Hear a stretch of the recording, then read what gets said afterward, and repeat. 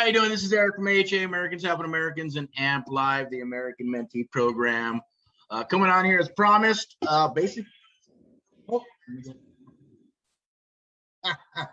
right, got a couple of things going on here with the screen share, a little Zoom action, live, the event, all that good stuff. The main thing is just to come on here and share. If you see it, awesome.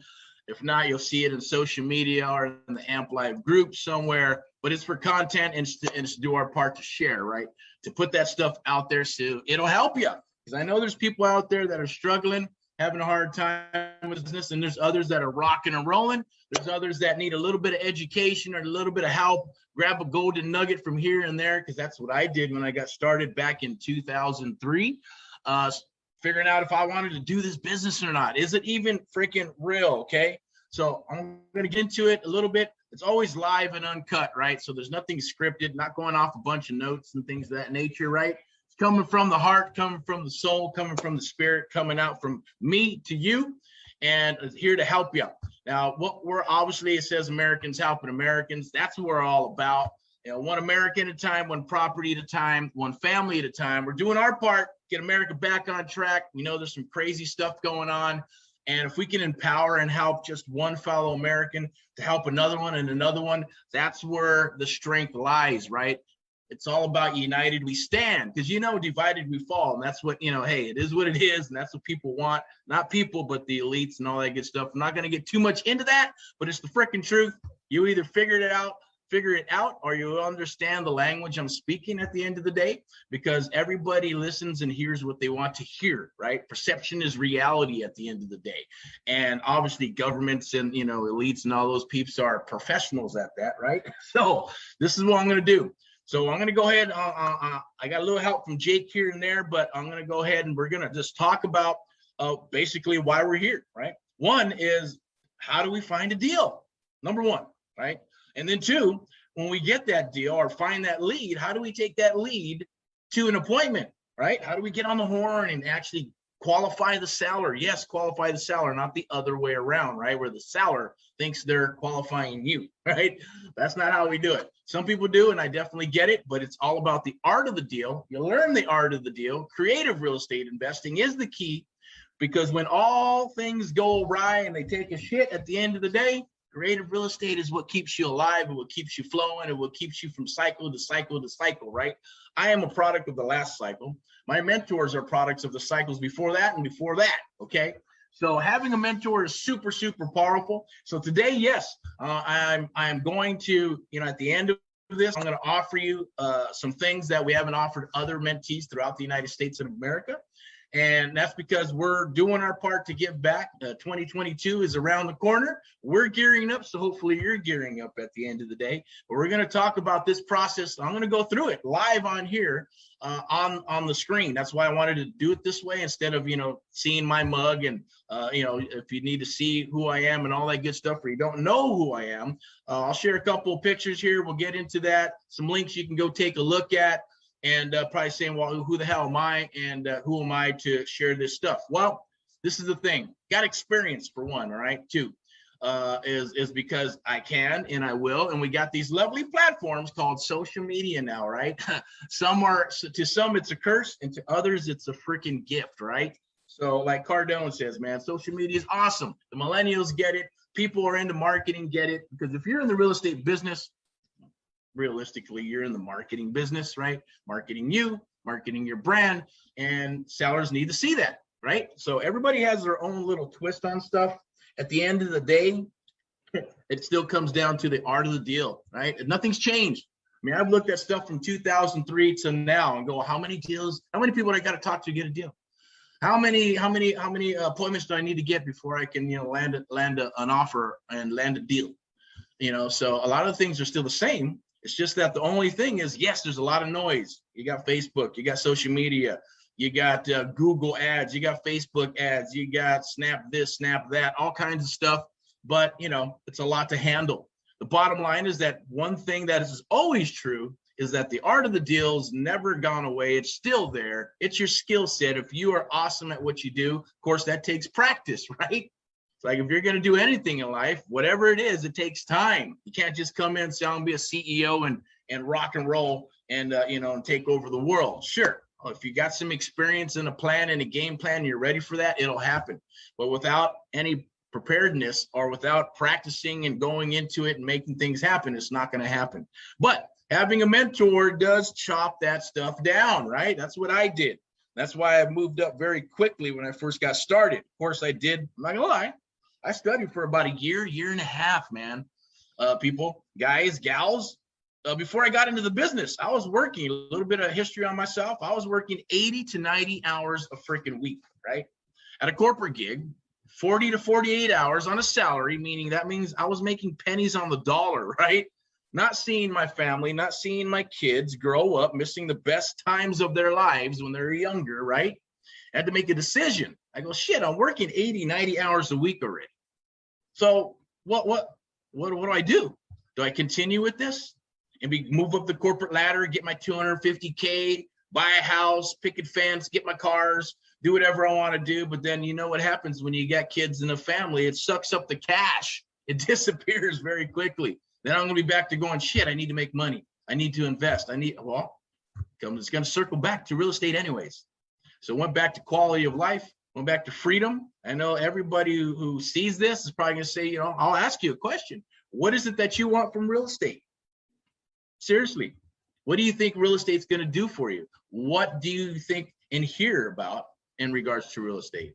A lot of people hear, I can get into wholesaling. It's cheap, no money. I can make it happen easily, easy peasy, right?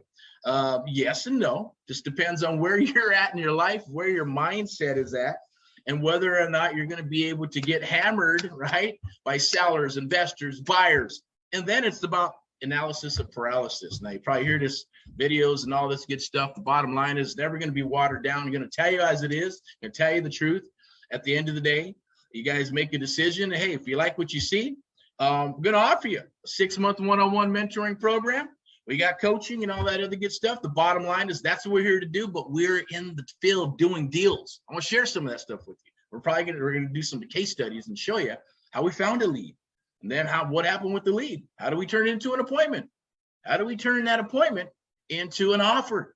And then how do we take that offer and actually closing and doing a deal, right? Or getting that deal, and then a new phase starts. It's called getting it sold, right? You either got a buyer's list, or as I always say, if you got a real deal, real buyers will come out of the woodwork, right? If it's a solid, juicy deal. And even then, you can wholesale it, Subto it, seller finance, take it down, fix and flip, hard money, traditional. There's 1,000 ways. I wouldn't say 1,000, but there's a lot of ways to take that down, and you should have multiple exit strategies on every deal. If you're wholesaling, you should look at it if you were going to buy it. If you wouldn't buy it, what makes you think someone else is going to buy that deal from you and selling that paper to someone else, right? Now, there's some marginal things there. It's either going to be a cash buyer or a buyer who's willing to spend, a little bit more on 70, 75 cents on the dollar because things have kind of changed thanks to the Chinese virus thingy. At the same token, what's going to happen? Hey, you pay a little bit more, can you? Sure. Well, the wholesalers, it's a one-trick pony. Here's the cash deal. It's 70, 75 cents on the dollar, 60, whatever, depending on where you're at. If it's Missouri, then it's like, 50, 55 cents or 60 cents on the dollar. If you're in California, it's going to be, hey, everybody wants 70 cents on the dollar, all in. That means, ARV minus repairs, and boom, that's my number, right? For example, $1 million property, that's got to be in there at 700,000, minus repairs and all that good stuff. Is going to be lower than that, depending on the repairs, right? Like, for example, there's one in Northern California, $150,000 in repairs, right? NOD, notice the trustee sale coming up and all that other good stuff, right? Now, those type of properties are good. They're distressed properties. You just have to lay down the art of the deal with the seller and provide some solutions to them, right?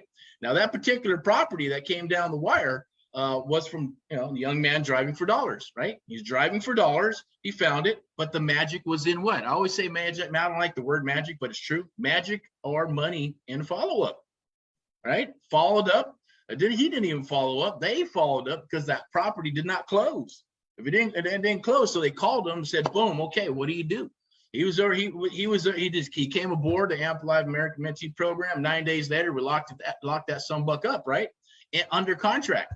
And then we just needed to push it and sell it. It's a very, very unique property, right? It was huge, had a lot of bedrooms, good for sober living, assisted living, but sometimes the sellers, right? Sellers are, not going to be transparent, and that's okay. We're not here to call sellers liars. We're not here to call them out on stuff, but that's why you got to do your due diligence, right? And we did all of our due diligence, even when it came back with title and all these other things popped up and judgments popped up. We don't go back and, hey, you know what? You lied to us.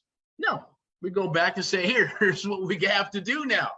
Things have changed because now we have a couple of judgments here and they need to be paid. So what do? Right? If it was a regular wholesaler, they're going to go, I don't know, I guess it's not a deal, let it go, boom, done.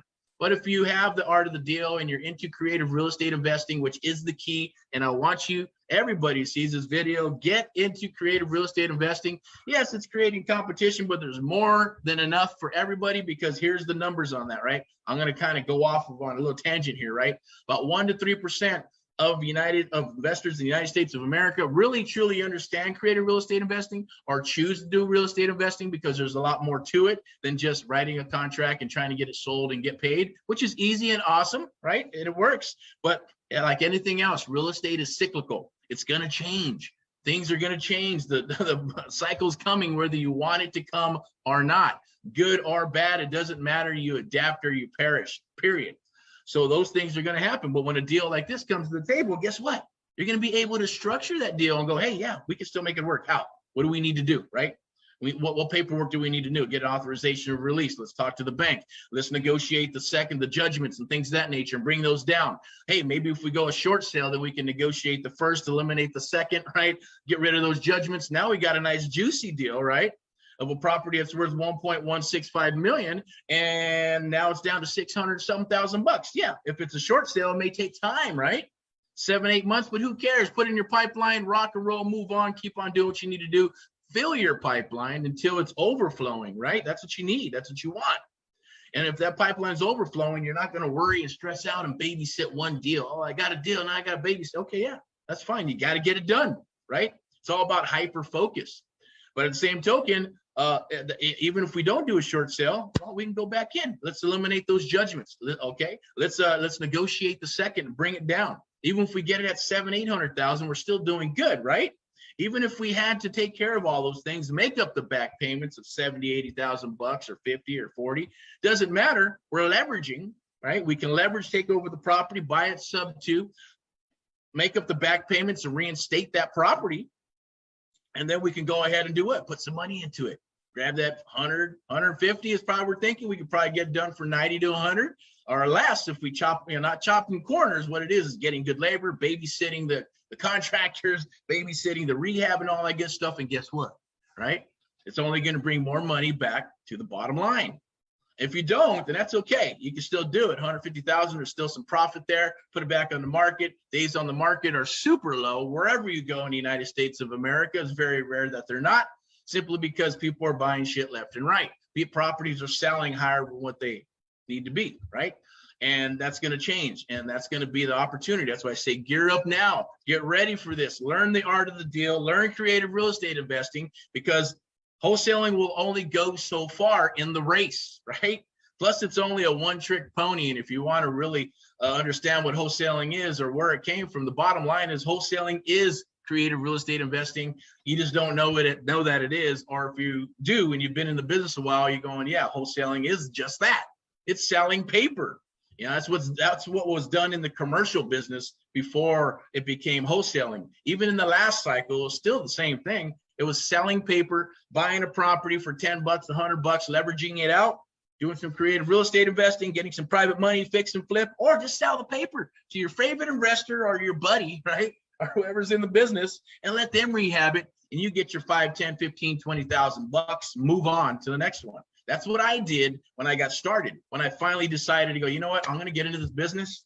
And I started off, I'm going to lie, it's a freaking bird dog, right? A bird dog.